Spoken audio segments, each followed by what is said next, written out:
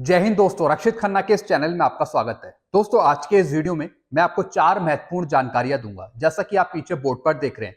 और इसी के रिगार्डिंग कुछ लेटर हैं, कुछ नोटिफिकेशन है, कुछ मैसेज हैं, वो भी मैं आपको साइड में दिखाऊंगा, वो भी आप चेक करेगा। वीडियो में आगे बढ़ने से पहले एक छोटी सी गुजारिश कर रहा हूं, अगर आप पहली बार मेरा चैनल देख रहे हैं या फिर वीडियो देख रहे हैं तो आप मेरा चैनल सब्सक्राइब भी कर सकते हैं, जिसका नाम है रक्षित खन्ना, क्योंकि वेलफेयर से जुड़ी नई नई जानकारियां, ताजा जानकारियां, नए सर्कुलर, नए लेटर आपको सब मिलते रहते हैं इस चैनल के माध्यम से और समझाए जाते हैं। और पेंशन से रिलेटेड जो प्रॉब्लम आती है उसका भी सोल्यूशन किया जाता है।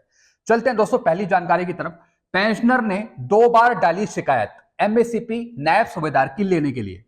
दोनों बार रिकॉर्ड ने मना किया। जी हाँ दोस्तों, एक पेंशनर थे जिन्होंने 2 बार शिकायत डाली, सीधा सीपी ग्राम के थ्रू शिकायत डाली और रिकॉर्ड से जवाब आया दोनों बार कि आपको हम एमएससीपी नायब सूबेदार की नहीं देंगे, नहीं देंगे, नहीं देंगे।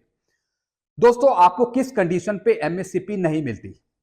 आपकी अगर कोई कंडीशन फुलफिल नहीं है तो आपको एमएससीपी नहीं दी जाती।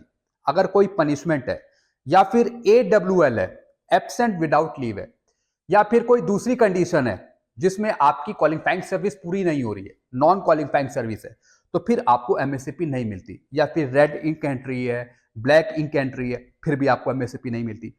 दोस्तों, इनका केस था कि इनका एडब्ल्यूएल था, एब्सेंट विदाउट लीव था, जिसकी वजह से इनकी क्वालिफाइंग सर्विस 24 साल पूरी नहीं हो पाई, जिसकी वजह से रिकॉर्ड ने लिखा कि हम आपको एमएससीपी नायब सूबेदार की पेंशन नहीं देंगे, ना ही आपका पार्ट 2 ऑर्डर जारी होगा।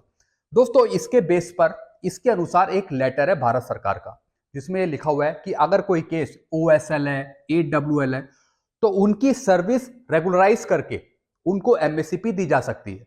तो दोस्तों, रिकॉर्ड ने यहां पे 2 बार मना कर दिया, दोनों बार शिकायत डाली थी और रिकॉर्ड ने दोनों बार यहां पे कहा कि आपको हम एमएससीपी नायब सूबेदार की पेंशन नहीं देंगे, क्योंकि आपकी क्वालिफाइंग सर्विस 24 साल नहीं हो रही है। 24 साल पूरी होने में कुछ दिन कम, कुछ महीने कम हो रहे हैं, तो इसलिए हम आपको एमएससीपी नहीं देंगे।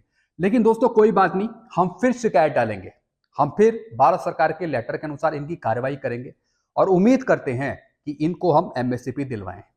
और हम ये उम्मीद करते हैं कि इनको एएफटी या फिर कोर्ट केस नहीं करना पड़े, पैसा खर्च ना करना पड़े वकीलों पर या फिर कोर्ट पे, और हमारे द्वारा इनका केस सुलझ जाए। तो हम लगातार कोशिश करते रहेंगे इनको एमएससीपी नायब सूबेदार की दिलाने के लिए। रिकॉर्ड को लेटर लिखेंगे, वो मना करेगा, 3 बार लेटर लिखेंगे, वो मना करेगा, लेकिन दूसरा तरीका भी है। चलते हैं दोस्तों अगली जानकारी की तरफ। डिपार्टमेंट ऑफ एक्सपेंडिचर का लेटर 1 अप्रैल 2024 का। जी हाँ दोस्तों, डिपार्टमेंट ऑफ एक्सपेंडिचर भारत सरकार के द्वारा एक लेटर जारी हुआ है 1 अप्रैल 2024 का। 2 लाख तक की रिकवरी माफ हो सकती है अगर आपसे गलती से ज्यादा पैसा चला गया आपके खाते में, चाहे सैलरी गई हो या फिर पेंशन चली गई हो, तो फिर आपसे रिकवरी हो सकती है। और कौन करता है ये रिकवरी? या तो डिपार्टमेंट करता है जहां से आप सैलरी ले रहे हैं, या फिर बैंक करता है, या फिर पेंशन डिसबर्सिंग एजेंसी करती है, या फिर स्पर्श करता है। यानी दोस्तों, इस लेटर के मुताबिक आपकी 2 लाख तक की रिकवरी माफ हो सकती है।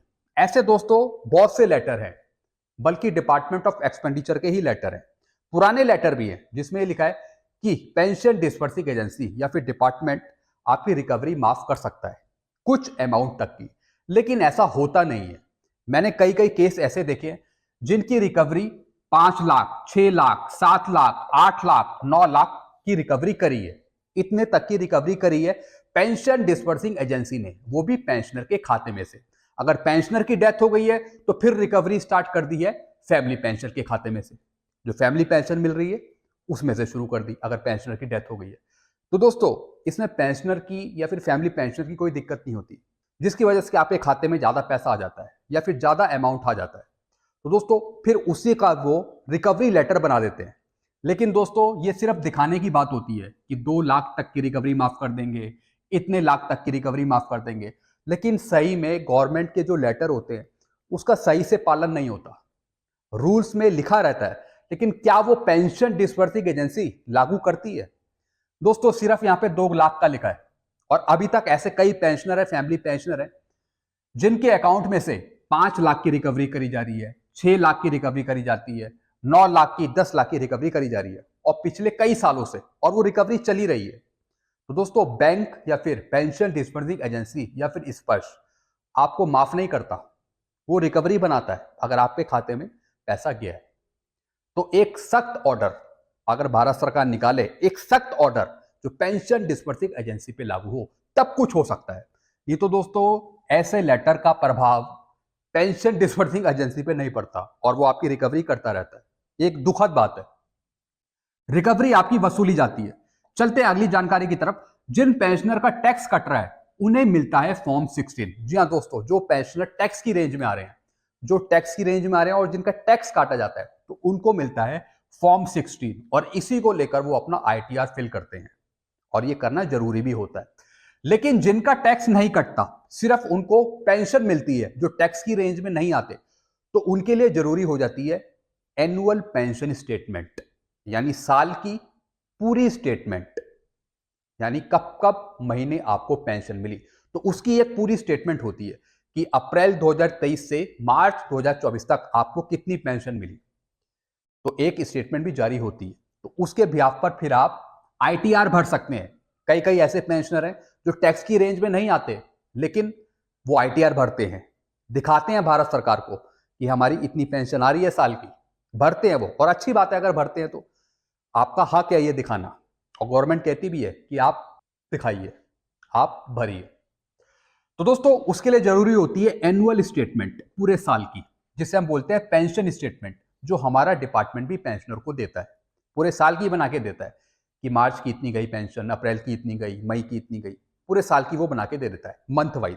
तो उससे पेंशनर को आसानी होती है आईटीआर भरने में, जो टैक्स की रेंज में नहीं आ रहे, क्योंकि जो टैक्स की रेंज में आ रहे हैं उनको तो फॉर्म 16 मिल ही रहा है, उसके बेस पर भर देते हैं। लेकिन जिनका टैक्स नहीं कट रहा, तो उनको फिर एनुअल स्टेटमेंट प्रोवाइड करी जाती है, फिर वो अपना आईटीआर भर सकते हैं। चलते अगली जानकारी की तरफ। स्पर्श ने रोका पेमेंट एनपीसी का, 10 रिक्वेस्ट डाली है पिछले 4 महीने से, अभी तक भुगतान नहीं हुआ। दोस्तों ये मैं आपको अपनी बात बता रहा हूं, मैंने कई पेंशनर की पिछले 4 से 5 महीने में रिक्वेस्ट डाली है सीपी ग्राम के थ्रू, और दोस्तों स्पर्श के पास वो गई भी है, और साथ में नॉट पे सर्टिफिकेट भी लगाया सर्कुलर 568 का एरियर लेने के लिए, या फिर किसी का OROP 2 का एरियर है वो लेने के लिए। लगभग दोस्तों मैंने 10 रिक्वेस्ट डाली है पेंशनर को उनका हक दिलाने के लिए, लेकिन अभी तक वो प्रोसेस तो हो गई, लेकिन पेंशनर के खाते में नहीं आई। रिक्वेस्ट क्लोज कर दी, कंप्लेन क्लोज कर दी, बिना कुछ करे, बिना पेंशनर को कुछ दिए। तो एक बार फिर से मैं सारी रिक्वेस्ट दोबारा डालूंगा, और जब तक पेंशनर के खाते में पैसा नहीं आएगा किसी सर्कुलर का या फिर OROP 2 कैरियर का, मैं रिक्वेस्ट डालता रहूंगा। तो आज ही मैंने एक और पेंशनर की रिक्वेस्ट डाली है, बैंक ने, CPPC ने नॉट पे सर्टिफिकेट बना के दे दिया, वो मैंने स्पर्श पे भी अपलोड कर दिया, टोकन नंबर भी जनरेट हो गया, लेकिन कुछ टाइम बाद वो बंद कर दी गई रिक्वेस्ट, कुछ उसका सोल्यूशन हुआ ही नहीं और कंप्लेन बंद हो गई। तो क्या आपके साथ भी ऐसा हुआ है? क्या आपने स्पर्श पे रिक्वेस्ट डाली या फिर सीपी ग्राम में रिक्वेस्ट डाली और आपका काम नहीं हुआ हो? अगर ऐसा हुआ है तो आप नीचे कमेंट करिए, अगर आपका काम हो गया है तब भी आप नीचे कमेंट करिए। मैंने 10 रिक्वेस्ट डाली थी, वो भी स्पर्श पे, और दोस्तों उसमें कुछ हुआ नहीं और डायरेक्ट वो कंप्लेन क्लोज कर दी गई। दोस्तों ये सब स्पर्श का कमाल है, स्पर्श ऐसा कर सकता है कि बिना कुछ करे वो आपकी कंप्लेन क्लोज कर रहा है। लेकिन कोई बात नहीं, मैं मेहनत करता रहूंगा और पेंशनर को उनका हक दिलाने के लिए कोशिश करता रहूंगा। ऐसी आप भी कोशिश करिए और आप अपना हक लेकर छोड़िए।